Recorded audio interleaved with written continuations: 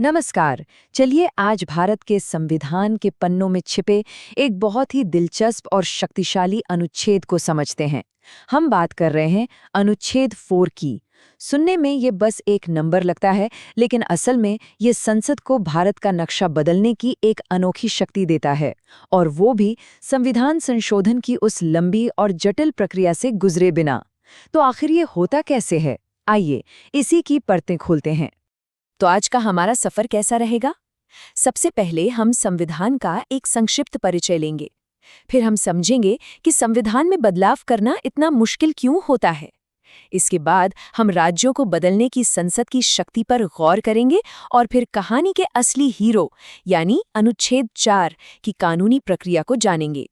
इसे और आसान बनाने के लिए एक उदाहरण भी देखेंगे और आखिर में ये समझेंगे कि ये सब हमारे लिए जानना इतना जरूरी क्यों है। देखिए, भारत का संविधान सिर्फ एक किताब नहीं है, ये हमारे देश की आत्मा है, देश का सर्वोच्च कानून। इसकी सबसे बड़ी खूबी है इसका संतुलन। ये एक तरफ तो देश को चलाने के लिए एक मजबूत ढांचा देता है, वहीं दूसरी तरफ ये इतना लचीला भी है कि वक्त की जरूरतों के हिसाब से खुद को ढाल सके। अब इसी मजबूत ढांचे की हिफाजत के लिए हमारे संविधान निर्माताओं ने इसे बदलने की प्रक्रिया को जानबूझकर काफी मुश्किल बनाया। ये शक्ति अनुच्छेद 368 में दी गई है, जो संविधान के मूल स्वरूप में किसी भी बड़े बदलाव के रास्ते में एक बहुत ऊंची दीवार की तरह खड़ा है। तो ये संवैधानिक संशोधन आखिर है क्या? सीधे शब्दों में ये संसद की वो शक्ति है जिससे वो संविधान के किसी भी हिस्से को बदल सकती है, हटा सकती है या उसमें कुछ नया जोड़ सकती है। लेकिन ये कोई आम कानून पास करने जैसा बिल्कुल नहीं है। इसके लिए एक विशेष प्रक्रिया अपनानी पड़ती है, जिसका जिक्र अनुच्छेद 368 में है। अब इस प्रक्रिया की मुश्किल को समझने के लिए इन दो तरह के बहुमत के बीच का फर्क देखिए।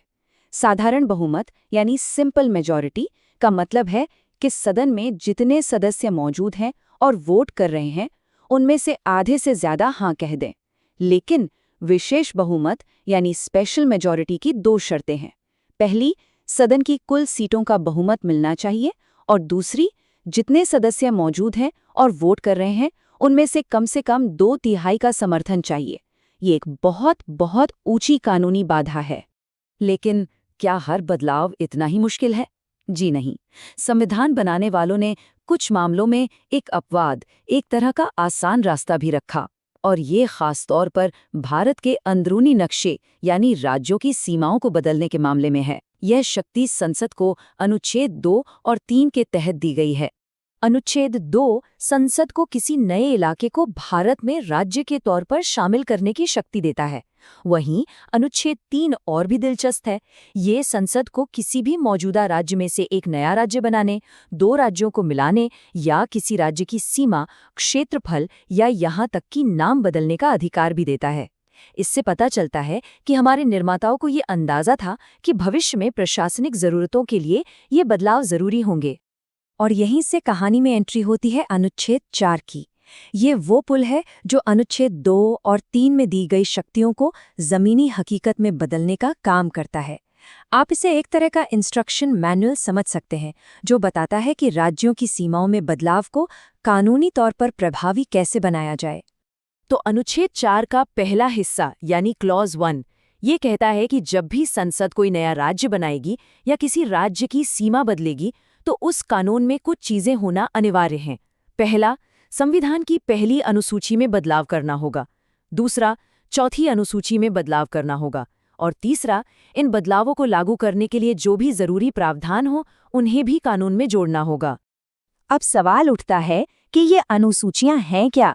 बहुत आसान है। पहली अनुसूची में भारत के सभी राज्यों और केंद्र शासित प्रदेशों की लिस्ट है, और चौथी अनुसूची में ये बताया गया है कि किस राज्य को राज्यसभा में कितनी सीटें मिलेंगी। तो जाहिर सी बात है, अगर कोई नया राज्य बनेगा या किसी राज्य का आकार बदलेगा, तो इन दोनों लिस्ट को अपडेट करना तो पड़ेगा ही, है ना? और अब आता है इस पूरी कहानी का सबसे बड़ा ट्विस्ट, अनुच्छेद 4 का दूसरा हिस्सा यानी क्लॉज 2। ये साफ साफ और सीधे तौर पर कहता है कि इस तरह का कोई भी कानून अनुच्छेद 368 के लिहाज से संविधान का संशोधन नहीं माना जाएगा। जी हाँ, नहीं माना जाएगा। तो इसका नतीजा क्या निकलता है? इसका सीधा सा मतलब ये है कि वो जो हमने विशेष बहुमत की ऊंची दीवार की बात की थी, राज्यों का नक्शा बदलने के लिए उस दीवार को फांदने की जरूरत ही नहीं है। ये काम संसद केवल साधारण बहुमत से कर सकती है। ये एक बहुत बड़ा और महत्वपूर्ण अंतर है।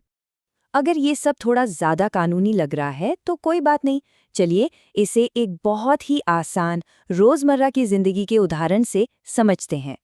मान लीजिए कि हमारा पूरा देश एक बहुत बड़ी और व्यवस्थित हाउसिंग सोसाइटी है और हमारा संविधान वो है इस सोसाइटी की नियम और कानूनों की किताब, यानी इसके बायलॉज। अब सोचिए, इस सोसाइटी के एक सदस्य ने अपने एक बड़े से फ्लैट के बीच में दीवार खड़ी करके उसे 2 छोटे-छोटे यूनिट्स में बांट दिया। ये बिल्कुल एक नया राज्य बनाने जैसा है। अब क्या होगा? सोसाइटी की मैनेजमेंट को बिल्डिंग का फ्लोर प्लान अपडेट करना होगा, जिसमें अब 2 नए यूनिट दिखेंगे। ये हो गया पहली अनुसूची में बदलाव। इसके बाद उन 2 नई यूनिट्स को पार्किंग की जगहें भी तो देनी पड़ेंगी। ये हो गया चौथी अनुसूची में बदलाव। पर यहाँ सबसे जरूरी बात क्या है? ये सारे बदलाव बस एक प्रक्रियात्मक, एक एडमिनिस्ट्रेटिव अपडेट हैं। ऐसा करने के लिए सोसाइटी के मूल नियमों यानी उसके बायलॉज को बदलने की जरूरत नहीं पड़ी। ठीक इसी तरह अनुच्छेद 4 के तहत राज्यों का पुनर्गठन भी संविधान के मूल ढांचे में बदलाव नहीं, बल्कि एक प्रशासनिक प्रक्रिया माना जाता है। तो आखिरकार इस पूरी कानूनी व्यवस्था का महत्व क्या है? क्यों ये इतना जरूरी है? क्योंकि ये संविधान के उसी अद्भुत संतुलन को दिखाता है जिसके बारे में हमने शुरू में बात की थी, मजबूती और लचीलेपन का संतुलन। असल में अनुच्छेद 4 हमारे संविधान बनाने वालों की जबरदस्त दूरदर्शिता का जीता जागता सबूत है। उन्होंने एक ऐसा रास्ता बनाया जिससे देश अपनी बदलती हुई प्रशासनिक, भाषाई या सामाजिक ज़रूरतों के हिसाब से अपनी अंदरूनी सीमाओं को आसानी से बदल सके, और ऐसा करने के लिए किसी बड़े संवैधानिक संकट का सामना न करना पड़े। ये भारत को एक गतिशील और विकासशील राष्ट्र बनाए रखने में मदद करता है। और ये हमें एक बहुत गहरे सवाल पर लाकर छोड़ता है। संविधान की ये क्षमता कि वो एक ही समय में इतना स्थिर भी है और इतना लचीला भी, ये भारत के संघीय ढांचे की असली प्रकृति के बारे में हमें क्या बताती है? इस पर सोचिएगा जरूर।